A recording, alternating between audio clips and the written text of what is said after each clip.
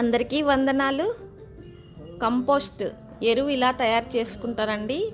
తీసేసిన మొక్కలు, ఆకులు, వాడిపోయిన మొక్కలు, బంతి మొక్కలు ఇలాంటివి కొమ్మలు కూడా వేసి పైన మట్టి కప్పేస్తాను. మేము మా పిల్లలు చిన్నగా ఉన్నప్పుడు ఒక ఇంట్లో అద్దెకుండే వాళ్ళము. చాలా పెద్ద వయసు దంపతులు వాళ్ళు. వెనక పెరడంతా చాలా పెద్దగా ఉండేది.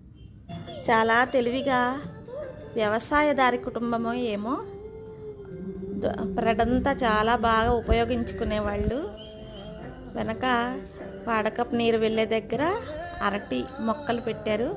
వాటి మధ్యలో ఒక గొయ్యి తవ్వి కాయగూర తొక్కులు, పళ్ళ తొక్కులు అందులో వేసి ఎరువు తయారు చేసుకొని వచ్చిన ఎరువుతో ఆకుకూరలు కూడా పండించుకునేవారు, పాదులు పెట్టుకునేవారు. వారిని చూసి ఇవన్నీ నేర్చుకున్నాను.